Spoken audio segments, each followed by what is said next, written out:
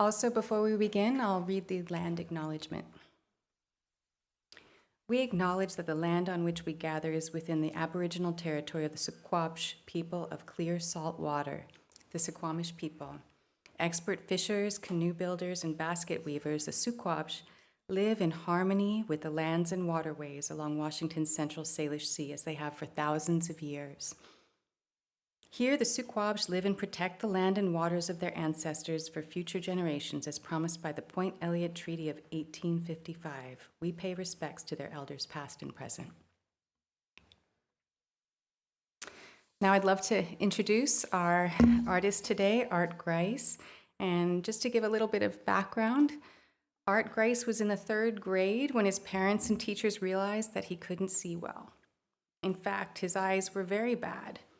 He got his first pair of eyeglasses when he was 7 years old, and this new ability helped shape his keen interest in visual discoveries, finding sharp edges and fine details, and later through his art, blurring and blending them voluntarily. Originally from Massachusetts and California, he lived in Vancouver, BC, prior to moving to Bainbridge Island in the late 1970s. On Bainbridge Island, he started to work as a contractor and built a barn and set up a cabinet and furniture shop. A decade later, he turned the shop first into his studio and then into a gallery to show work by artists in diverse media. BIMA produced a group show titled 12 Years in the Woods, Art Studio Gallery. His local involvements in the arts is extensive. He was art editor of Exhibition magazine, was instrumental in the gallery at Bainbridge Performing Arts, and co-produced Connections, a series of digital art seminars. He taught photography and also conducted discussion groups with local artists. Topics ranged from philosophy and intellectual property to financial and marketing issues for artists. Grice has an extensive background in architectural photography and has published in books and magazines in the US, Canada, and Europe. He has always pursued art photography as well. His most recent series, titled Seeds, is featured here in the BIMA Bistro and the beginning of the community gallery up the hall, just outside the auditorium. These elegant photographs capture Grice's fascination and reverence for seeds and plants and their role in sustaining life on Earth. Let's welcome Art Grice.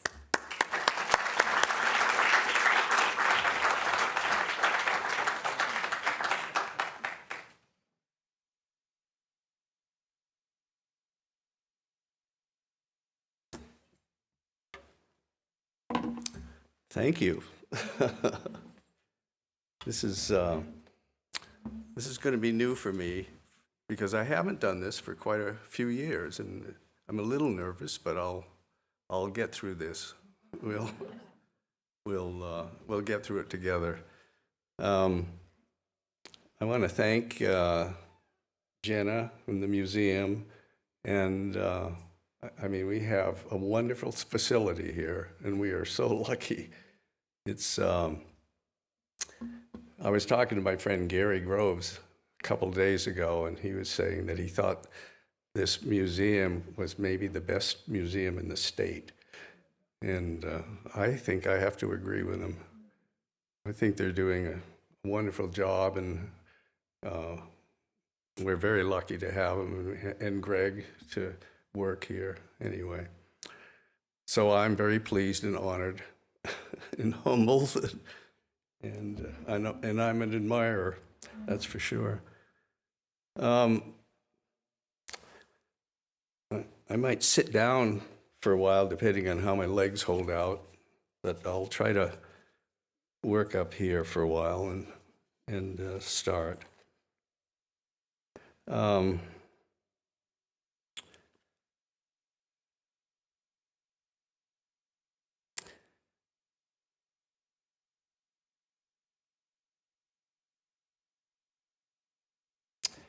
Well, I really love pictures, and I have to sort of define them for myself when I talk about that, because I think the pictures I really love, although I love all kinds of pictures, you know, any kind of picture, but the pictures I really love are ones that are already there. And I mean that by the world out in front of our eyes and out in front of our nose is there. And most of our work and our pursuit of pictures is grounded in that. And for me, it's been a pursuit of kind of learning, taking pictures, but a lot of the times I get off on little tracks of learning, mostly stimulated by the pictures, and then maybe supported by some of that visual evidence that you put together as you go through a project. So I haven't really pursued traditional photographic pictures too much, but I have some. But I'd like to think about and talk about with you tonight some of the earliest pursuit of pictures and maybe the earliest inklings of photography or what photography is about. So I think we'll just get into it pretty soon here.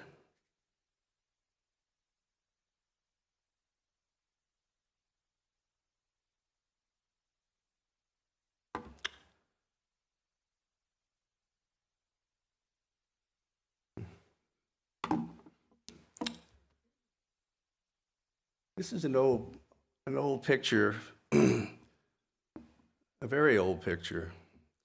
It's from about 40,000 years ago, and it's a cave painting in Argentina. And there are some images found in caves that might be a little older, but this is probably one of the oldest.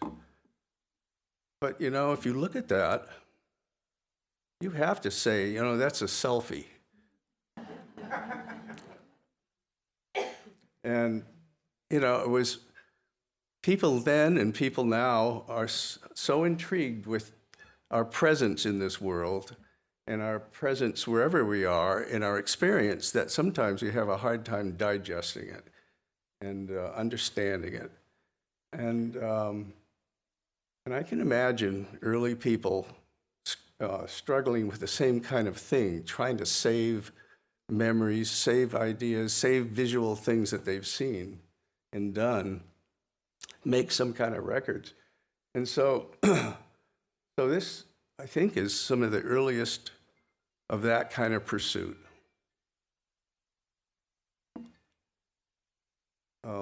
Later on, cave art and cave paintings and so on got much more elegant.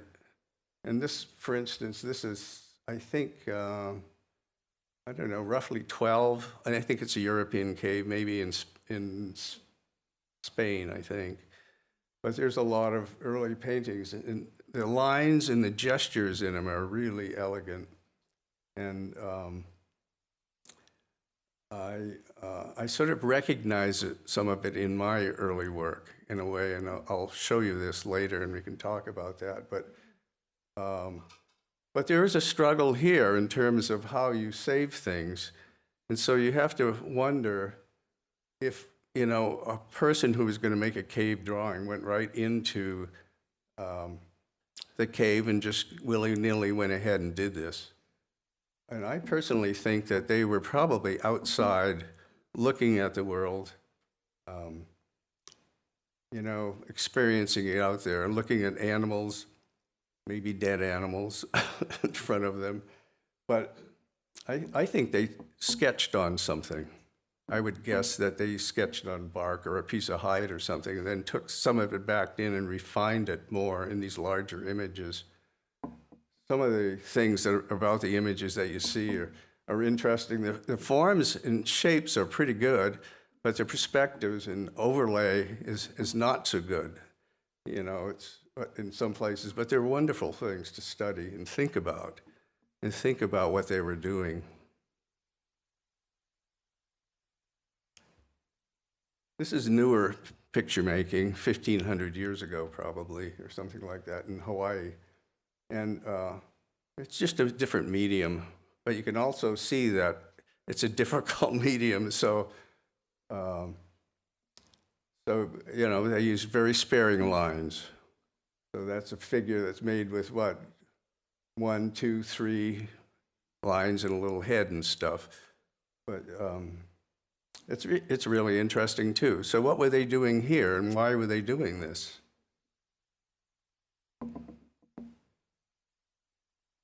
Anyway, let's move on a little bit, and we can scoot up into the era of explorers.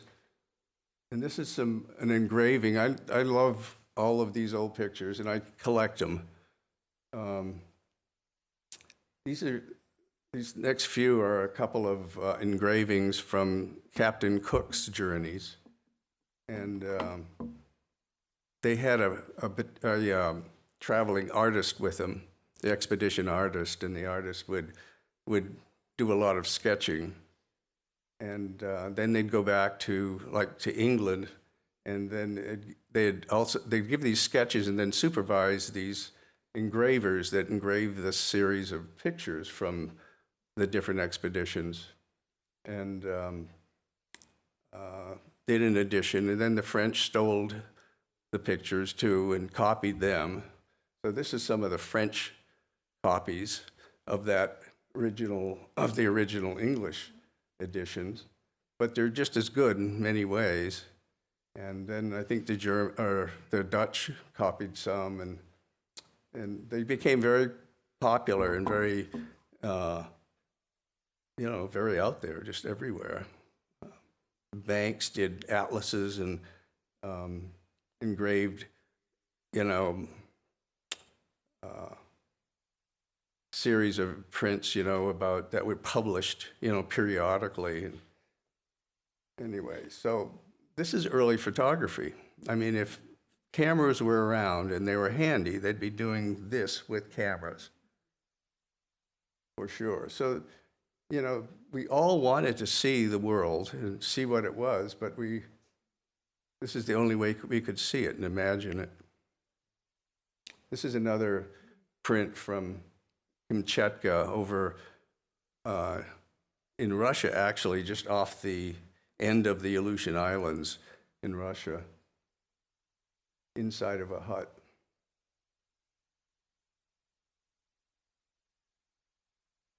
Anyway, then we get up to photography. And the earliest photography, as you know, I'm going pretty quick here, and we can come back and visit some of these ideas later as we move through. I'll try to. But earliest photography that was really working, was like in the 1840s. And this is one of the earlier ones. This is a daguerreotype. And people were very serious about it. They realized it was a important medium to accurately portray their lives and their feelings. This is Mrs. McCartney, and actually this is 1853, holding her dead son.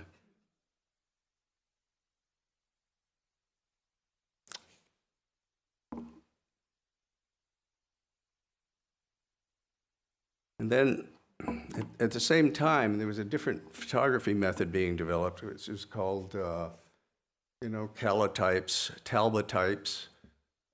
It was all on paper, no film at that point. And so they'd coat paper with a light-sensitive solution and put a piece of paper. A lot of times it had to be wet or damp in the camera, and photograph that, and then zip it back into our dark room and process that, and then later make contact prints from that. So that's a negative. When I was teaching it at British Columbia, at the University of British Columbia, I was teaching in some night classes and stuff up there, and I borrowed a bunch of stuff from the archives, including some of these things I'm showing you, and took them to a class, a photography history class. Anyway, when I returned them the next week later, Ron Daltroy, the curator there, said, he said, we sold all that material to, the National gallery or something back east. And he just asked me, he said, "Do you want to buy some of these things?" I said, "Yeah." So I got some for a reasonable price. But anyway, that's the negative. And this is about 1850s, probably. And that's the positive print. And the negative actually is more appealing to me. But you can see the lack of detail because of the paper, you know. But we were, at that point in time, as soon as photography became reasonably portable, people were out taking pictures and making albums. And it was a very common thing, although it was expensive to acquire them. But people made all kinds of albums of all these different places around the world. It was almost like a race on to do it. There was this is an old photograph from the 1860s of Venice. And in Venice, there's a lot of really early work and lots of etching work and stuff, but a lot of early photography work. There's a nonprofit in Florence called the Alinari Brothers, and it's actually the world's oldest picture agency, and it was started back then. And they might have dealt this print or this set of prints.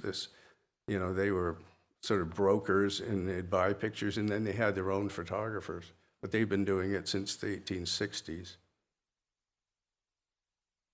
So the race was on, and then people. This is a really quick history.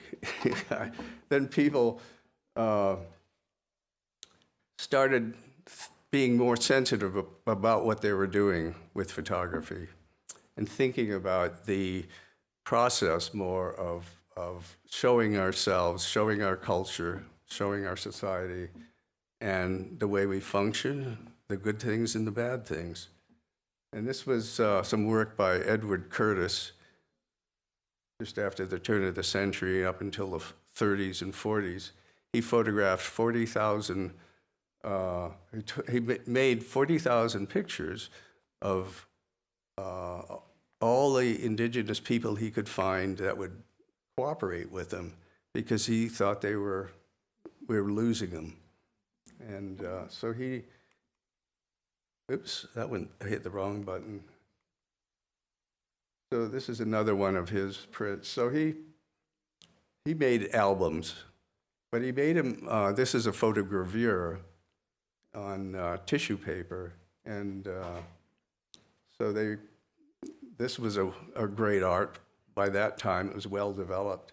And so this was the way they made a portfolio to accompany a set of volumes, and then they sold that to subscribers.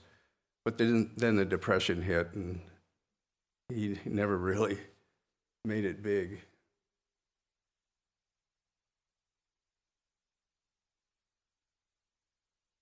Oh, okay.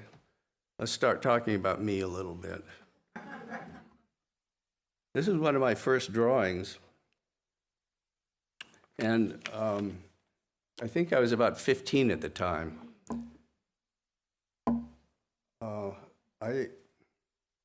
I think I was bored sitting in church, and I was copying something for sure. A picture of a tiger or whatever, and I made that and on whatever paper I could find. Sometimes it was just the back of a religious tract. Anyway, but I kept it, I liked it. My mother thought it was wonderful, so I got some encouragement. But I love the gestures in there, and it reminds me of some cave paintings. So it's interesting to start deciding how, you portray reality. If it's this looseness is of form and line is is it an intentional thing early on in the cave paintings, or was it just for to keep things simple and easy to do, just for economy of line or economy of work. When I was in art school, I really was enamored with the process of drawing things fairly accurately. I was more interested in the way things were usually than scooting off in a more abstract process. Although I did, at times. But anyway, but the problem with that was it led me to this. So I wound up having to do this kind of work because I could do it. Not many people could do it. These exploded isometric views of gears and machines, and we'd spend a week doing one of these drawings. And it had to be done in pen and ink. It was a real pain. But anyway, I was sitting there with a whole big room of draftspeople, and looking around thinking, this is really archaic. And over in the corner was a closet, and it had a 4x5 camera in it and a few lights. So I kind of set up a little studio, and I talked him into letting me start photographing these parts and pieces of machines and stuff, that we were drawing by hand. And anyway, I got myself and the little studio incorporated into the big photo department there, and spent the rest of my time that I did spend there working in the photo department, which was a good experience. So we made movies, we made all kinds of technical films and film and printing plates and prototype circuit boards that we even etched into place. And we did a lot of still photography, and it was a great learning experience. But then I realized that the only thing I could do there maybe would be to run it and sit behind a desk, and I didn't want to do that because I was already out borrowing the cameras and stuff and making pictures on my own. So I quit. And that was in about 1969, and I've been working for myself ever since. When I first started, I was really enamored with West Coast photography and in that genre. So I kind of followed that and learned more about it. And it took me for a nice ride. And I was using bigger cameras and stuff, and then I got a commission to photograph a bunch of old buildings when we moved up to Vancouver, BC, in first part of the 1970s. And I got a commission to photograph a whole list of historic houses. And I generally wasn't taking portraits of people, but I was in this house, and I went home and was working, through my list. And then I heard that the owner of the house had just died. And I realized, that's going to change. Everything's going to change there quickly. And I hadn't photographed interiors here, so I went back as quick as I could and to take some interiors. And this man, Stanley Dawkins, helped me. And turns out he was the chauffeur. And so I photographed throughout the house a bit, at least all the highlights I could. And then as I was leaving, I said, well, how long are you going to be here? And he said, well, this is my last day. This is it. So I said, can I take a photo of you? And I did. And I took it back, a print back to him later that day in the evening, and gave it to him, and he was very pleased. anyway, but I was getting back in my car, and he came running out with a big box of cameras. And he said, the missus would like to have you have these, would like you to have these. And it was a treasure trove. It was some old panoramic cameras, one of the earliest Kodak movie cameras, and some other really interesting things, yeah. But it was a nice experience. And so most of the time when I take pictures of people, it's because they have a story or something interesting's happened with it. I'm not too interested in just popping off pictures of people around. Anyway, in those days we had, such good intentions. We all thought of ourselves as budding environmentalists and sort of realized the importance of what we did and so on, but we really didn't do a good job, and I have to apologize for our generation. We could have done a lot better in terms of just, saving the position we're in now or changing that position we're in now, because we have to be really careful now if we're going to not go through another big extinction.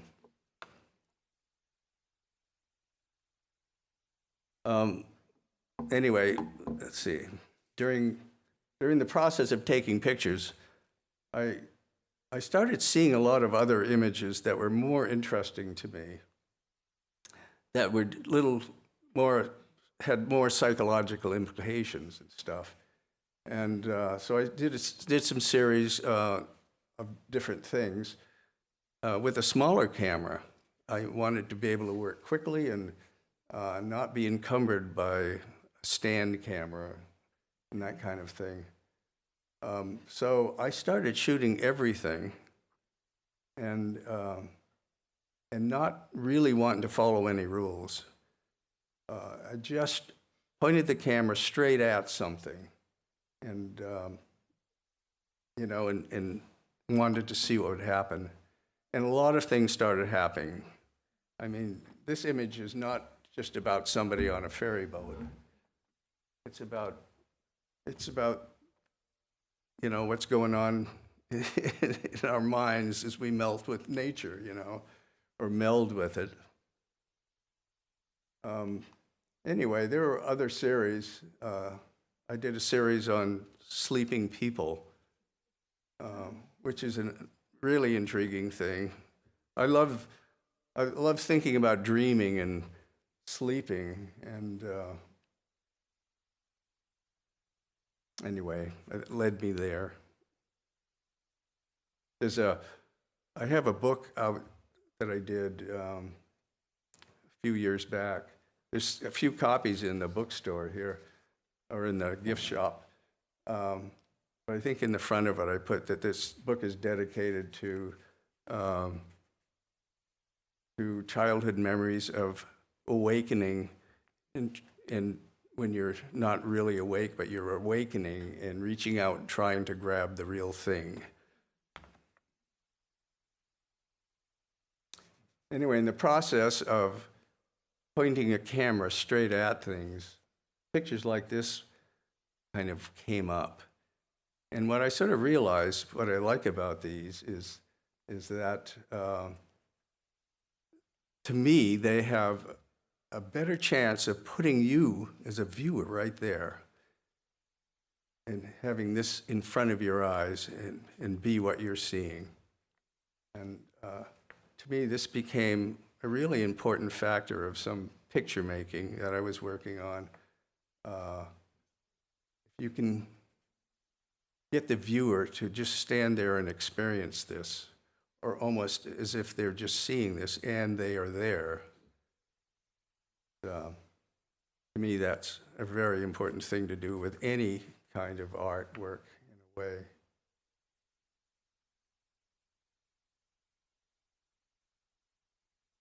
But I still have to admit, I really like the textures and all of the tones and tonality of pictures. But that was my approach, and it still is in a way.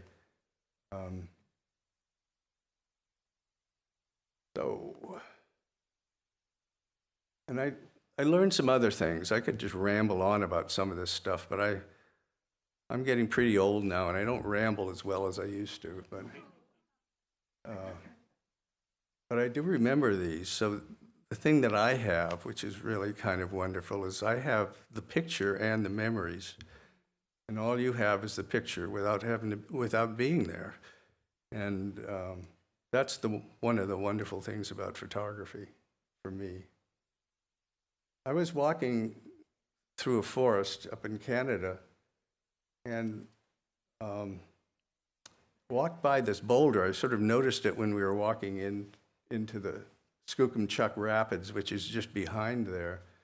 And there's some wonderful erratics that were dropped there by the glaciers, years ago. And this was one of them, but it was in this proximity to this sound where the water would rush through, and there was a lot of moisture in the air, so it was covered with moss. And actually the Doug firs and some of those trees, most of those I think are Doug firs, but they were kind of dwarfed. So it was an interesting forest. But I went in, and then we came back out, and I was walking past this thing, and I just walked past it, and I felt like somebody was just staring me in the back. I could just feel it. So I turned around and just took this snap, and went up and gave it a pat and went on. But it's an intriguing picture to me. Anyway, but some pictures are that way. If you stand and look at something, you sort of daydream a bit, which is a wonderful way to be. And I like to try to save some of those things if it's possible. So I might have had an experience with this picture, for instance, where you can almost feel the vibration and the movement in it. But, for most people, it probably doesn't mean anything to them. So what am I going to do? I do it for myself.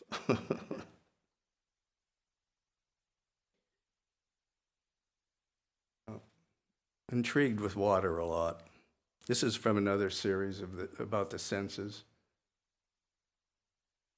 So I don't have lots to show because I want to talk about some other things too as we go along here, in terms of some of these series. But anyway, and then there was color photography. And I was kind of reluctant, but I was doing a lot of architectural work. I was reluctant to get involved at first because it didn't seem very promising yet. But then I was doing a lot of architectural work and hauling around fairly large cameras. And as soon as a Canon came out with a camera that was big enough, that had a big enough sensor to do a single-page spread in a magazine, I went for it. But the camera, just the Canon camera in those days, I think it cost $7,000, and the little memory chips were, I don't know, they were like almost $200 each. It was really a different time, I'll tell you. But they worked pretty well. Except the first shoot I took a jet. They flew me up to the border crossing because the architect I was doing work for designed the border crossing, not the one on the coast, but the one inland above in the middle of the state. I forgotten the spot. Anyway, they flew us up there. And it was all clouded in, so they said, oh, we can't land. And then there was a little window, and he dropped down into this teeny little airport. And he waited there during the day, and I took pictures. And I got back after that, and there was nothing on the memory cards. But I took it to these people that I bought the camera from. I think it was Camera Quest or one of the places, or Optica, I think, in one of the old places in Seattle. And they had some whizzes there that figured out how to retrieve them. So I was eternally grateful. Yeah. Anyway, this is from a cloud series, and I usually don't do this kind of work. I just kind of like straight pictures mostly, but I was intrigued with the possibilities, and I was using Photoshop more. And this is a fairly simple picture. This is three images, three horizontal images. The bottom two square or rectangles are one image, with another one the same size dropped on the middle of that, and then there was another one. But they're all the same image, but they're colorized a little different, and you can change the transparency of them. So they're fairly fun to do, and a lot of possibilities. So I got a few of those, but then I got sidetracked.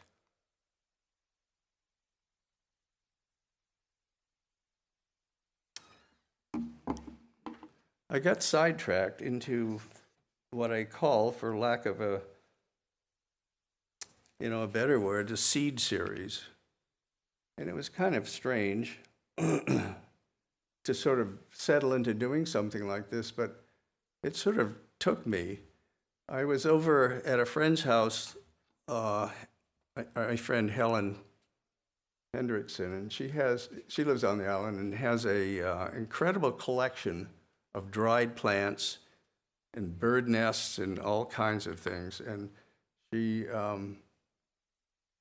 loaned me some of these things, and I took them home and started photographing them. And I really wanted to keep it as simple as possible, so I just started off using a paper bag as a background and simple lighting.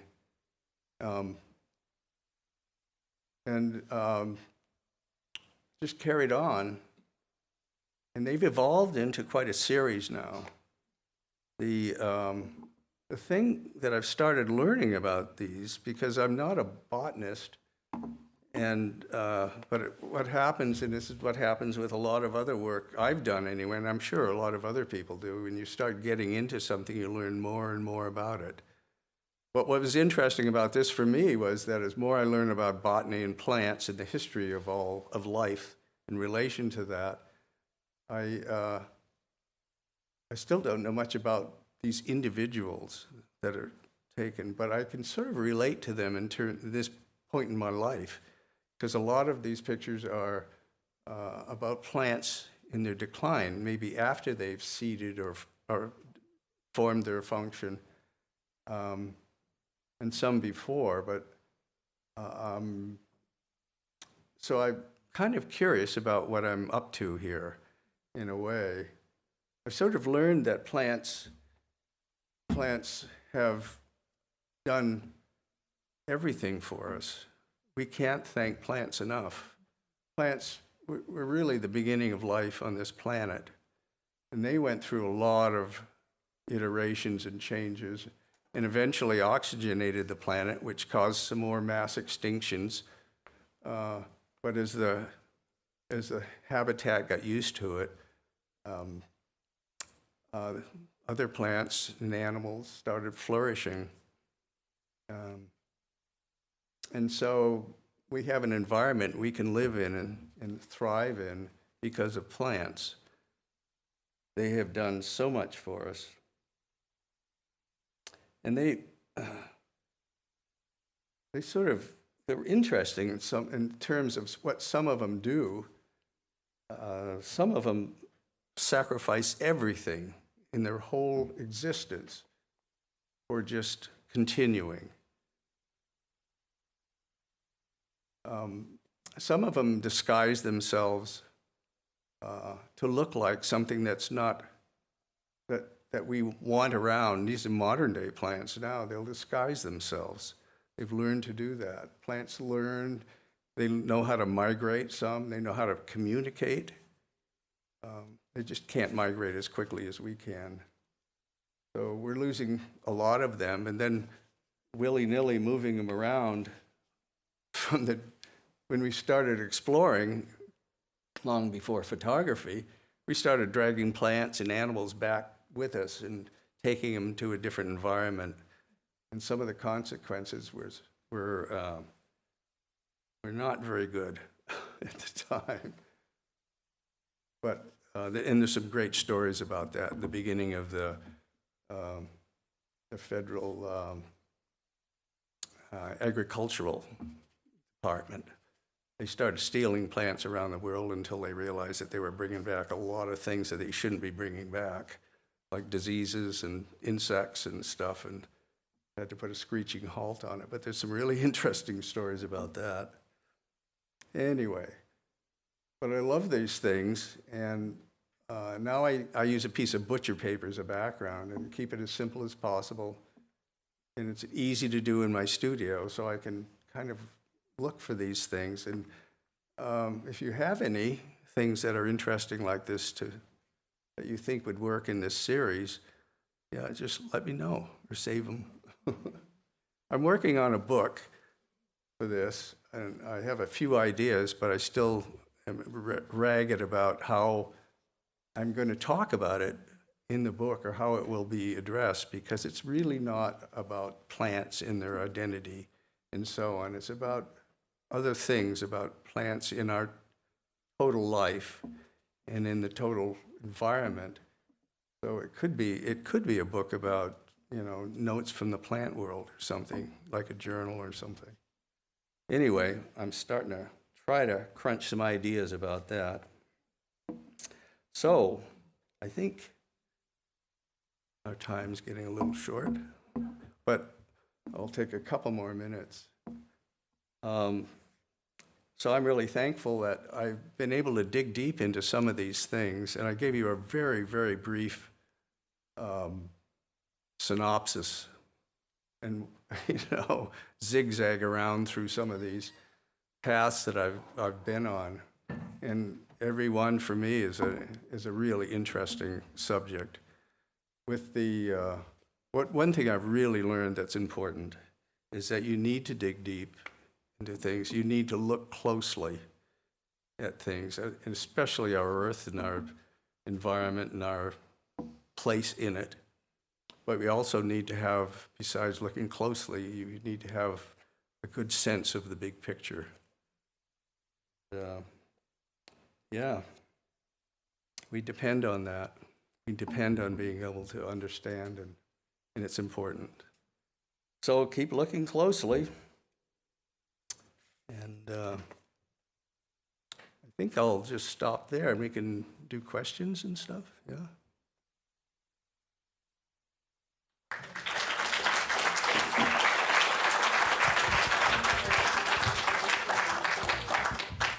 If anybody has any questions for Art, I'll pass you the mic.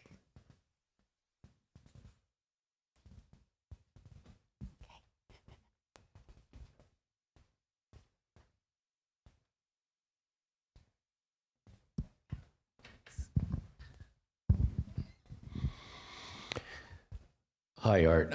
Really enjoyed your presentation. Question I have is, when you're thinking about a new project, a new body of work, what comes first for you? The idea of a project, the intellectual part, or is it individual photographs that lead to a concept?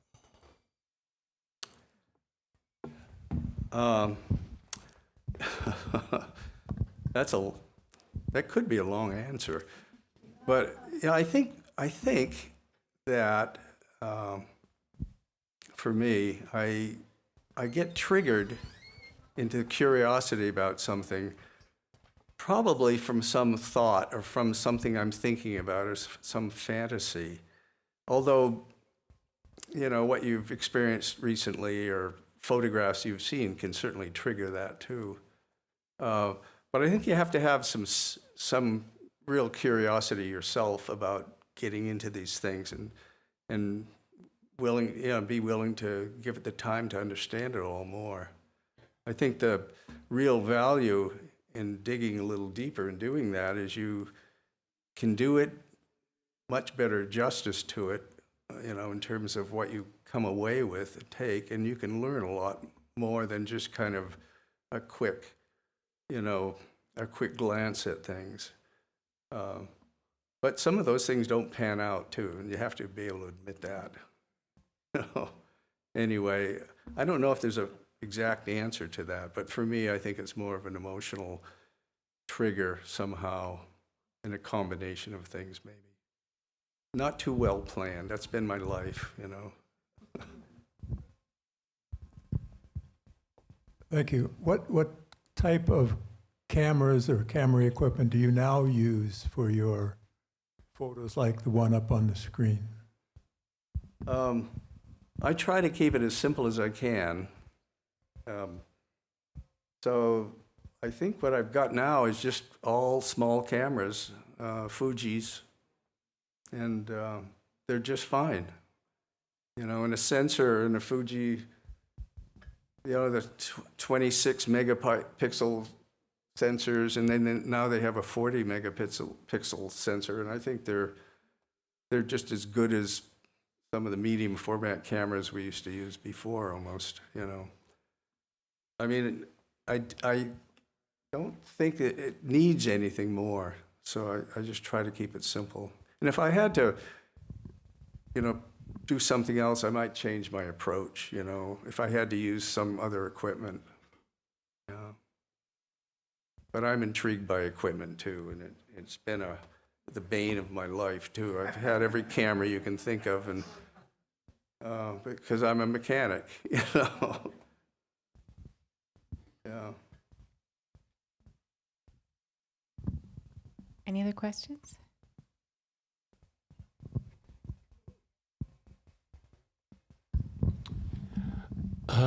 Thank you. When you compare the work of visual artists to the beginnings that one might have as a writer, a dancer, or some other form of art, do you see similarities in how your initial concept develops as theirs does? Or is visual art special unto itself? Well, yeah, for me, in dealing with photography, I think it's always a little different. If I was a picture maker using paint or printmaking and that kind of thing, I think a lot of people are more aware of their audience and doing work that people can experience and understand and see and get some richness out of it that way. For me, a lot of the work stems from just what's there, what's there, and what I can learn from that. So to me, that's a fairly personal thing, and I have to accept the fact that some people are not going to understand what I'm doing, and some people are not going to buy anything from me. Although, fortunately, I sell a little bit of work, but and so, it's wrong for me to say that I don't care about what people think about my work. That's not true, but I try to care about it myself mostly. But I'm not sure I really got to the question there with that comment, but maybe.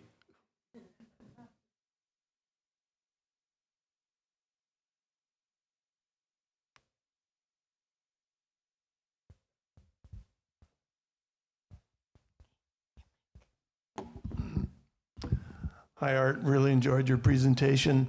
I'm curious if you find inspiration from other photographers. At one point, you mentioned being inspired by the West Coast photographers. I assume you mean Ansel Adams, Weston, people like that. But do you look at the work of other photographers much and find inspiration or ideas from them? Oh yeah, I love them all, except the ones I can't understand. Some I don't know, some people I think are more tricksters and performers than I am. And so, there's a lot of different ways of dealing with pictures or making pictures and why you do it. But I do really love a lot of other people's work, and you study it and you fool around taking pictures or trying to emulate some of it, and you realize, they do it much better. And it's good to learn that quickly, because you really need to, especially with photography, you really need to sort of do a lot of it just for yourself. Even if it's just simply memories that you have, from these pictures. And you can show them to other people, but other people don't have those memories. They weren't there. They just have the pictures to look at.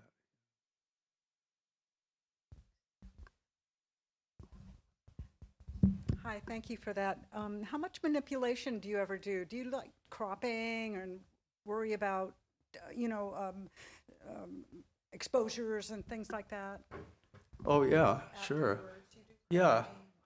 You really, to make any kind of successful prints at all, you have to be pretty close, so you can squeeze a little bit of processing out to enhance things.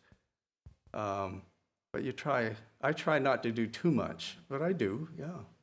I get things crooked. In fact, I'm terrible at times. I look at all my pictures and they're all crooked. So I have to shoot a little wider so I can crop those back to straight again.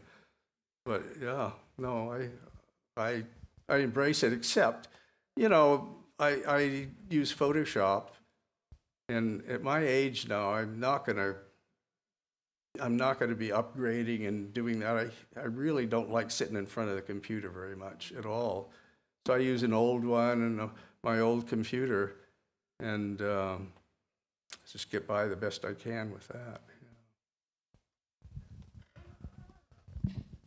Hi, Art. Hi. I love what you said about how personal your work is to you. I find your work really beautiful, and I am curious if you feel that there's something universal in the beauty that you capture, and how you would describe what's beautiful to you. That's kind of a big question. Yeah. Well, I've talked about this before some, which is really interesting. I'm a little afraid of beauty, and beauty can get you in trouble at times because it can distract you. But I think, for several reasons, I try to make pleasing photographs because other people will like them, that way. And I do like them that way too. But if they need to be different, then I photograph them that way too. I photographed my father in his coffin,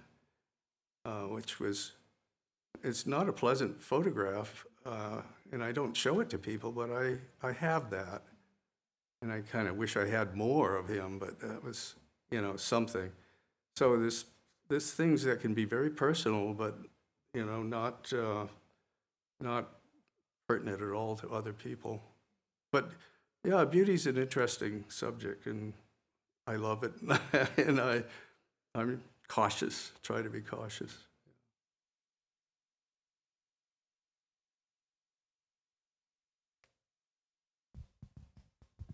Any more questions? Okay, well, thank you so much, Art.